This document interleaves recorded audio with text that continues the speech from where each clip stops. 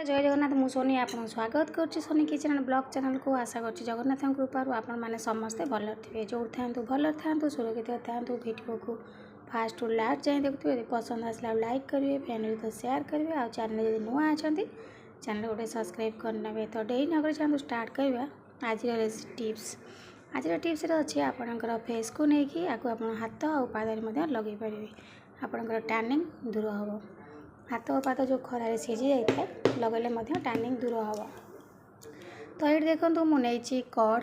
माने दही नहीं जाए बसा दही ये आपणकर स्किन को पूरा ग्लो करिवो स्किन को मॉइस्चराइज रखिवो आ स्किन को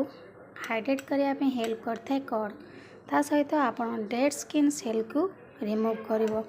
स्किन रे पूरा टोनर भली काम करिवो फाइन लाइन्स रिंकल्स सब दूर करिवो तो ये तो आपन जानले दही रो बेनिफिट जाक केते उपकारी आमर फेस पाई दही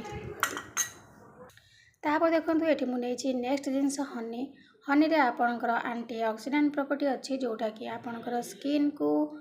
पूरा पिगमेंटेशन हाइपर पिगमेंटेशन को दूर करता है स्किन को मॉइस्चर रखता है स्किन को हाइड्रेट करता है एंटीऑक्सीडेंट एंटीबैक्टीरियल प्रॉपर्टीज अच्छी जोड़ा स्किन को पूरा ग्लो करिवो ता सहित दाग दूर करिवो और रिंकल्स मध्य दूर करिवो तो देखंतु एठी मु नै जाइछि प्रथम जिंसटी दही तापर आमे नै जिबा मोहु माने हनी तो मते टाइम लागुछि खोलिया पई कना बहुत टाइट हो जाइए प्रत्येक दिन आपण आपको लगे पारे आपणकर स्किन को पूरा इंस्टेंट ग्लो करने ता सहित दाग दूर करने स्किन सब प्रकार प्रोब्लेम आपणकर दूर हो तो यही भाव में किसी दिन कंटिन्यू लगातु देखिए आपणकर स्किन चमक आप निजे ही जानीपारे तो ये आम दही और मुँह को मिसई नवा तो खरा दिन गोटे बहुत सुंदर रेमेडी आपणकर फेस को बहुत ठंडा रखियो दही जब फ्रिज रू काढ़ी आप सांगे सांगे एमती प्रस्तुत कर लगे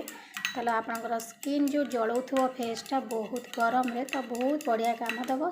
फेस को पूरा ठंडा ठंडा रखियो तो दही और मुँह को आम भल भाव में मिसई नवा राति आप शोला टाइम आपको आप लगे पूरा सारा राति शोपारे सका मुँह को धोई ने हाथ और पाद जदि टैनिंग पड़ जाऊँगी स्किन धड़धड़ हो जाऊँगी जाक जाक हो जाऊँगी तो आपड़ ये भाव में आपणकर हाथ और पाद आपको लगे पारे तो देखो ये मो हाथ हाथ लगे आप देखे नौ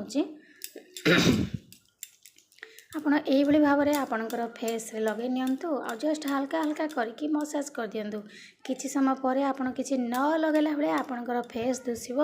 और फेस रे आराम से मिसी जीवो किछि आपन जानि परिबेनी तो राति सारा आपन लगे सोई पड़िबे तो ये भाव में किछि समय लगे रखंतु तापर धोई नियंतु देखिबे आपणकर फेस रो चमक माने गोटे थर रे एते सुंदर चमक करिवो माने आप निजे भी विश्वास कर परिबेनी इंस्टेंट ग्लो करिवो आउ फेस रो सब प्रकार दाग